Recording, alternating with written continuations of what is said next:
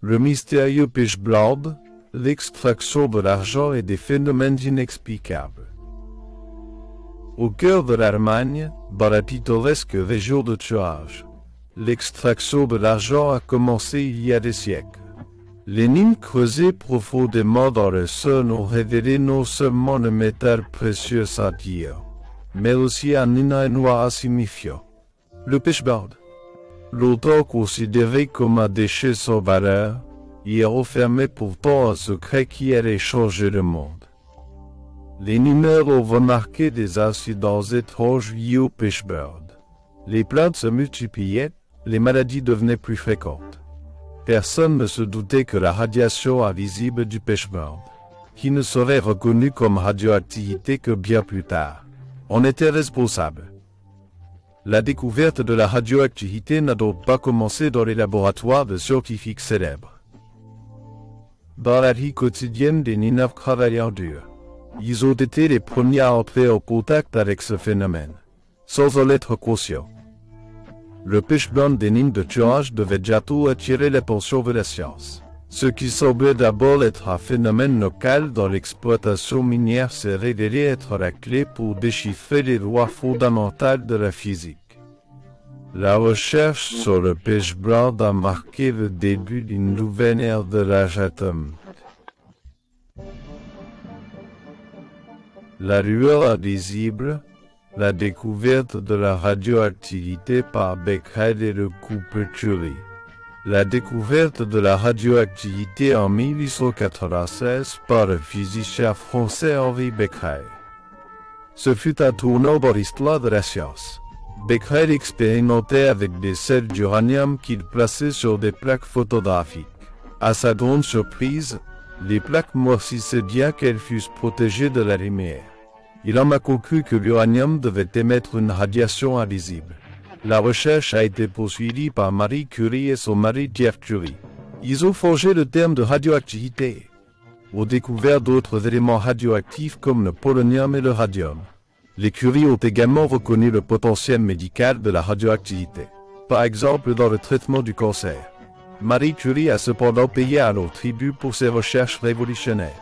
Elle est décédée en 1934 des suites d'une exposition prolongée aux radiations. La découverte de la radioactivité a été un triomphe de la science. Mais elle a également apporté de nouveaux défis et dangers. Le monde devait apprendre à gérer cette nouvelle source d'énergie. Une nouvelle énigme de la matière, de la radiation de l'uranium à la fission nucléaire. La découverte de la radioactivité a soulevé de nouvelles questions sur la structure de la matière. Jusqu'alors, on croyait que les atomes étaient les plus petites particules indivisibles de la matière. Le fait que les éléments radioactifs émettent spontanément des radiations a réfuté cette hypothèse. Quelle était l'origine de cette énergie? La réponse a été trouvée dans la fission nucléaire. En 1938, Otto Hahn et Fritz Strassmann à Berlin ont réussi à fissionner des atomes d'uranium en les bombardant de neutrons, libérant ainsi une quantité d'énergie immense, surpassant tout ce qui avait été connu auparavant. Lise Meitner et Otto Frisch ont fourni l'explication théorique de ce processus. La fission nucléaire a révolutionné notre compréhension de la matière et de l'énergie, mais elle a aussi ouvert des perspectives effrayantes. La possibilité de construire des armes atomiques. Le monde a retenu son souffle lorsque la nouvelle de la fission nucléaire s'est répandue. L'humanité avait acquis un nouveau pouvoir, mais était-elle prête pour se fardeau? La quête des éléments, comment les universités sont devenues des centres de recherche atomique. La découverte de la radioactivité et de la fission nucléaire a déclenché une véritable vague de recherche dans les universités du monde entier.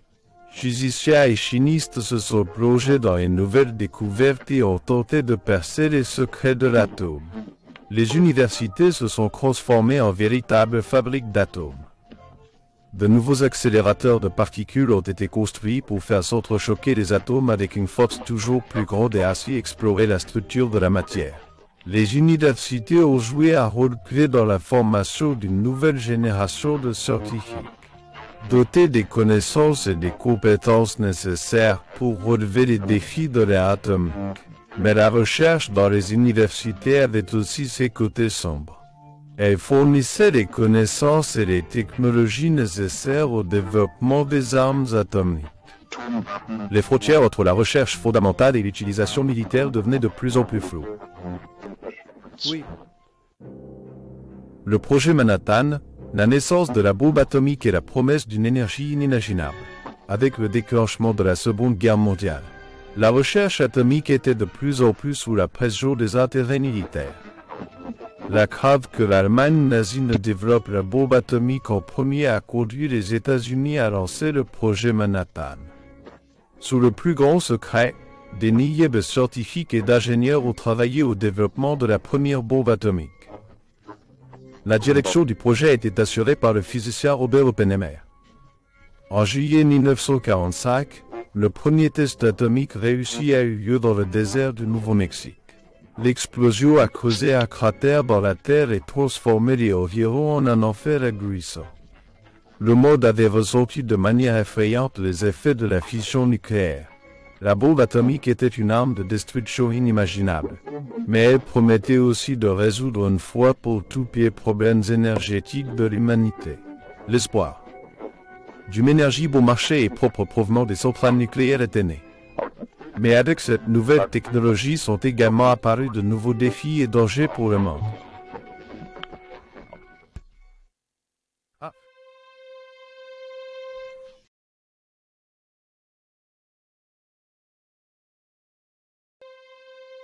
Une ombre sur Hiroshima et Nagasaki, les conséquences dévastatrices de la guerre atomique en août 1945. Les États-Unis ont largué 2 bombes atomiques sur les îles japonaises de Hiroshima et Nagasaki. Les explosions ont anéanti en quelques secondes des centaines de milliers de vies humaines et transformé les villes en champs de débris fumants. Le monde a réagi avec horreur et stupéfaction aux images de dévastation. Les bombardements atomiques ont marqué un tournant dans l'histoire de l'humanité. Pour la première fois, la capacité de destruction totale était devenue une réalité.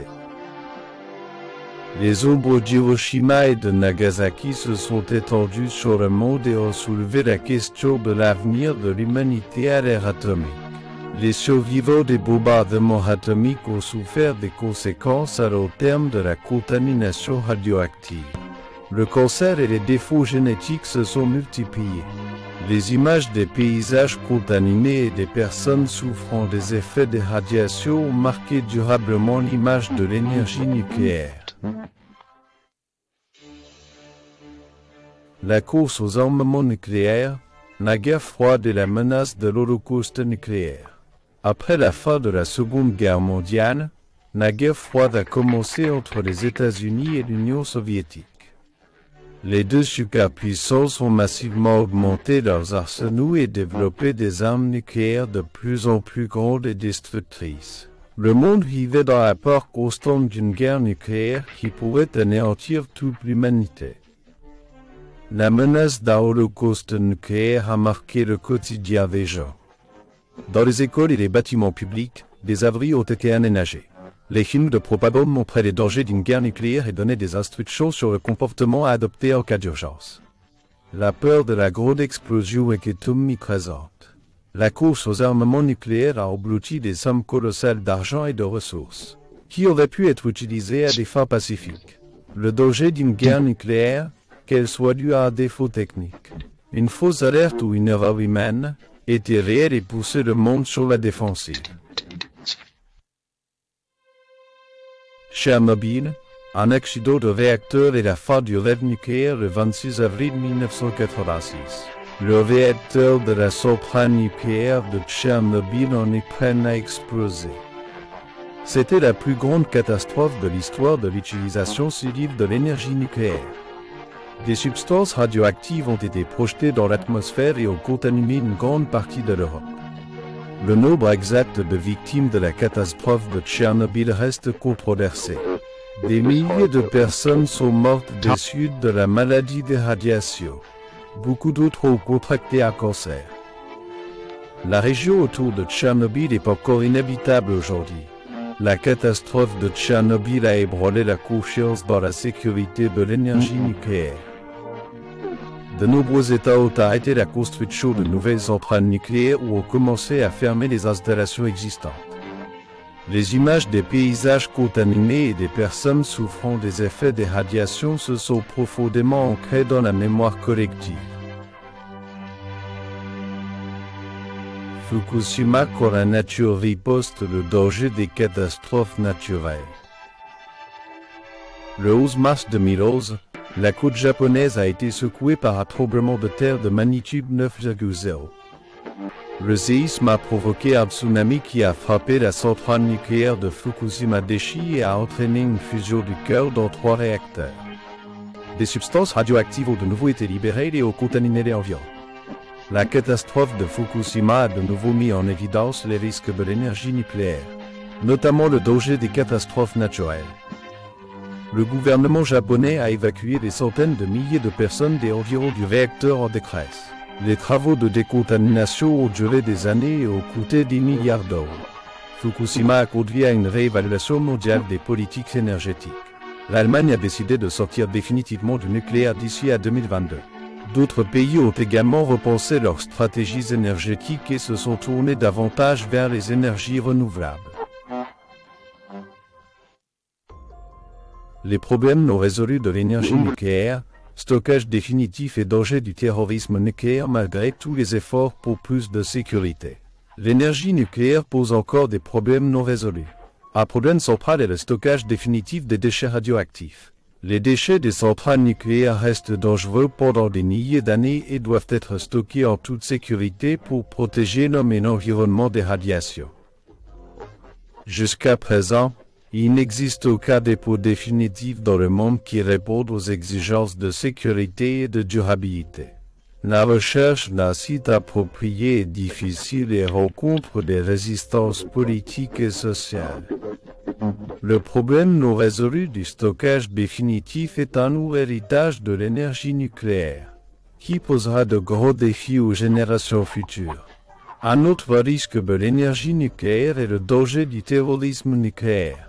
La prolifération de la technologie des armes nucléaires et la possibilité de voler des matières fissiles dans les centrales nucléaires ou les réacteurs de recherche présentent un énorme potentiel de danger. Des attentats terroristes avec des armes nucléaires pourraient avoir des conséquences dévastatrices pour l'humanité. L'avenir de la production d'énergie. Entre espoir et risque, un regard sur l'avenir de l'énergie nucléaire. L'avenir de l'énergie nucléaire est incertain. Les partisans soulignent l'importance de l'énergie nucléaire pour l'approvisionnement énergétique et la protection du climat. Ils mettent en avant les grandes quantités d'électricité que peuvent produire les centrales nucléaires, et le fait que les centrales nucléaires ne rejettent pas de dioxyde de carbone contrairement aux centrales à charbon. Les opposants à l'énergie nucléaire mettent en garde contre les risques et dangers de cette technologie. Ils soulignent les problèmes non résolus du stockage définitif, le danger des attentats terroristes et les conséquences imprévisibles des accidents de réacteurs. Les catastrophes de Tchernobyl et de Fukushima ont montré que les risques de l'énergie nucléaire ne sont pas maîtrisables. La décision sur l'avenir de l'énergie nucléaire est un défi politique et social. Elle nécessite une évaluation des risques et des opportunités, un débat honnête et une décision responsable dans l'intérêt des générations futures. La question de savoir si l'énergie nucléaire peut être une source d'énergie durable pour l'avenir reste ouverte. Bleibt offen.